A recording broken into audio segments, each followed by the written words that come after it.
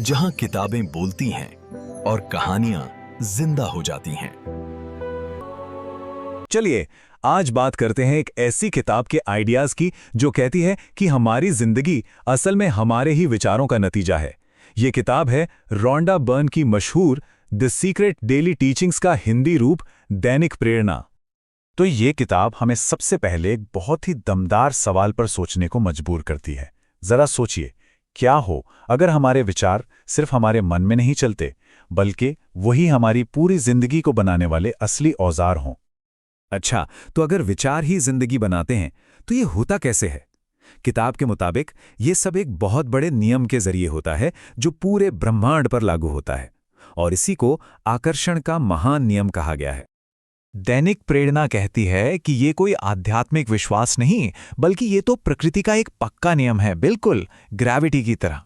एक ऐसा नियम जो हमेशा हर पल काम कर रहा है, चाहे हम इसके बारे में जाने या ना जाने। और इसे समझने के लिए किताब एक बहुत ही कमाल का उदाहरण देती है, एक फोटोकॉपी मशीन का। सोचिए, ब्रह्मांड को इससे कोई मतलब नहीं कि हम क्या सोच रहे हैं, अच्छा या बुरा।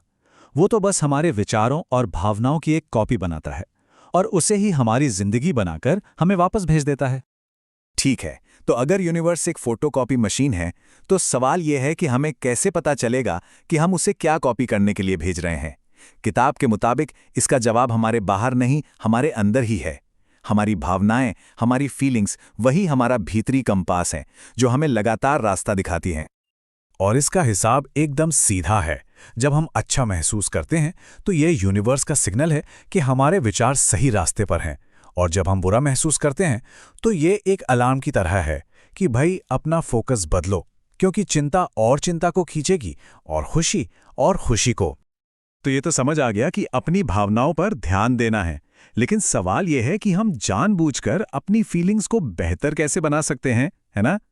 तो चलिए अब बात करते हैं किताब की निर्माता की टूल किट की, जिसमें कुछ बहुत ही प्रैक्टिकल तकनीकें बताई गई हैं। इस टूल किट का जो पहला और शायद सबसे जरूरी टूल है वो है कृतज्ञता, यानी ग्रैटिट्यूड।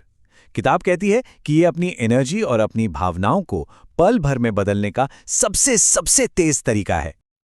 और ये सिर्फ कहने की बात नहीं है, किताब में एक प्रैक्टिकल तरीका भी बताया गया है। रोज 100 ऐसी चीजों की लिस्ट बनाना जिनके लिए हम शुक्रगुजार हैं। और यहां जोर इस बात पर है कि असली खेल शब्दों का नहीं, बल्कि उस एहसास का है, उस फीलिंग का है जो उन शब्दों के पीछे है। और कमाल की बात यह है कि इसके लिए किसी बड़ी चीज का इंतजार करने की जरूरत नहीं है। किताब कहती है कि जादू तो छोटी छोटी रोजमर्रा की चीजों में छुपा है। वो बिस्तर जिस पर हम सोते हैं, हमारे सिर पर छत, जो पानी हम पीते हैं, यहां तक कि वो साबुन जिसे हम इस्तेमाल करते हैं। तो कृतज्ञता या ग्रैटिट्यूड से हमारा आज बेहतर होता है, पर भविष्य का क्या? उसके लिए किताब में दूसरा टूल है, और वो है विजुअलाइजेशन, या कहिए मानसिक चित्रण। मतलब मन में उस चीज की तस्वीर बनाना जो हम पाना चाहते हैं। मतलब सिर्फ एक तस्वीर नहीं देखनी है, बल्कि मन में एक पूरी फिल्म चलानी है। एक ऐसी फिल्म जो इतनी असली लगे कि दिमाग को यकीन हो जाए। और जब मन उस फिल्म में खो जाता है तो नेगेटिव ख्यालों के लिए जगह ही नहीं बचती। तो ये सारी बातें, ये पूरा प्रोसेस सिर्फ 3 आसान स्टेप्स में सिमट जाता है। पहला, मांगना, मतलब एकदम क्लियर होना कि क्या चाहिए। दूसरा, विश्वास करना, ऐसे जीना जैसे वो चीज मिल चुकी है।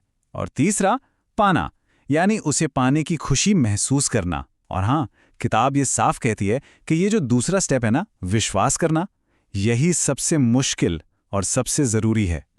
तो आखिर इन सब टेक्निक्स का, इस सारे ज्ञान का असल मकसद क्या है? क्या सिर्फ चीजें पाना? नहीं। किताब के मुताबिक असली मकसद है अपने नजरिए में एक बुनियादी बदलाव लाना, अपनी सच्चाई के, अपनी रियलिटी के मास्टर बनना। किताब का जो सेंट्रल मैसेज है वो ये है कि जब हम अपने अंदर की दुनिया, मतलब अपने विचारों और अपनी भावनाओं को काबू करना सीख जाते हैं, तो हम अपनी बाहरी दुनिया के क्रिएटर बन जाते हैं। हम कारण बनते हैं और हमारी जिंदगी उसका असर, जो अंदर है वही बाहर है। और आखिर में दैनिक प्रेरणा एक बहुत ही सीधा लेकिन गहरा सवाल छोड़ जाती है, जो इसकी पूरी फिलॉसफी का निचोड़ है कि आपके जहाज का कप्तान कौन है?